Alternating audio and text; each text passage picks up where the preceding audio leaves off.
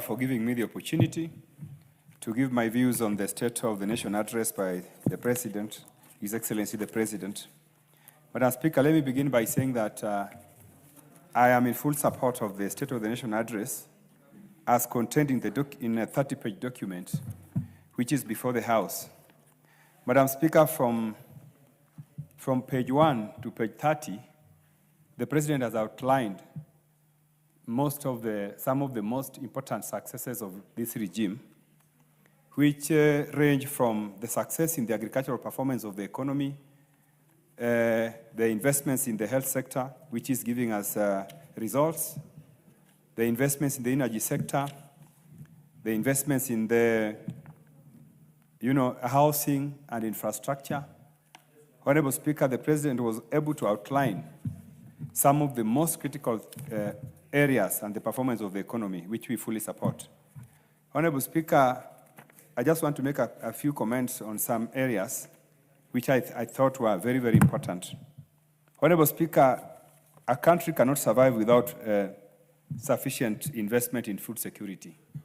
And Honorable Speaker, if you read this report, you will see that there have been deliberate efforts towards ensuring that the country is food secure. And Honorable Speaker, the investments in the fertilizer subsidy is one of the most unique strategies that were implemented by this regime, away from what was there before, which was basically food subsidies. The previous regime spent more resources in food subsidies, but this regime decided to invest in production. And this has really given us results. Honorable Speaker, we cannot create jobs and expand the economy in the area of industrialization if we do not invest in the energy sector.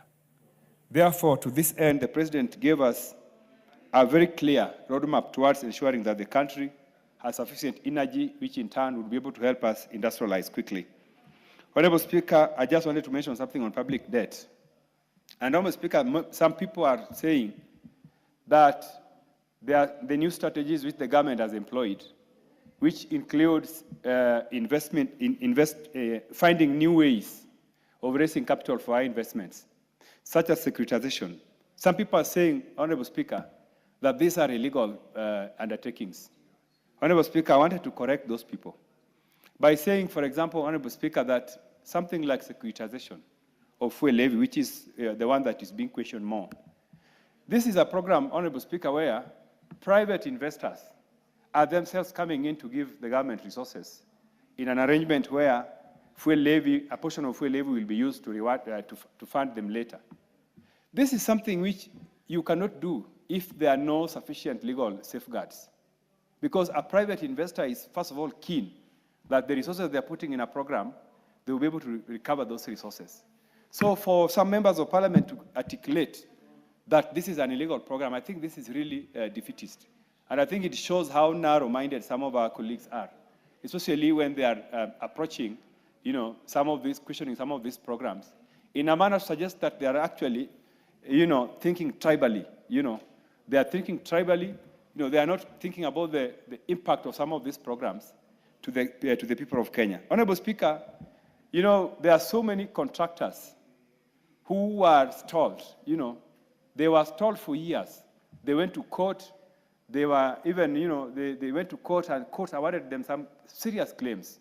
Now, if you look at these serious claims vis-a-vis this program and the interest that we are going to pay for the resources we are getting now, it is not comparable, Honorable Speaker.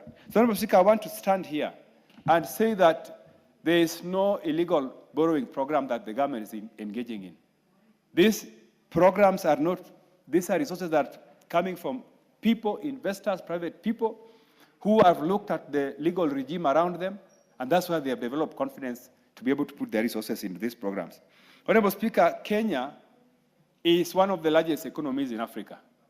We are actually number 6, after South Africa, Nigeria, Egypt, Morocco, Algeria. Honorable Speaker, I know we have our neighbors like Kenya, like Tanzania and Uganda. But let me point out, Honorable Speaker, that these are not our peers. Our peers are elsewhere. So when you are looking at making comparisons about the performance of Kenya's economy and our sisters in the region, you cannot do that. Because, for example, Team, have 1 minute, please. Thank you, please. Thank you, Honorable Speaker. For example, the size of Kenya's economy.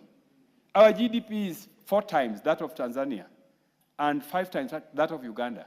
So when you are, looking at the growth of our economy vis-a-vis these ones in the region, please make comparisons to South Africa, to Nigeria, to Egypt. Then you will see that if you make comparisons, the growth of those economies vis-a-vis our economy, we are actually doing better than our peers. So I saw some member, Honorable Speaker, claiming that, our peers are doing better than us. These are not our peers. Our peers are the countries I've mentioned to you. We are number 6 in Africa. And lastly, Honorable Speaker, Kenya is on the right track. Kenya is making very good, positive progress. And I want to thank the President for being bold. Some of these programs which the President is implementing, Honorable Speaker, you really have to be bold to do them. If you are a coward, you'll never do it. Thank you. Your minute is over. The Honorable Timothy Toroitich, member for Marakwet West.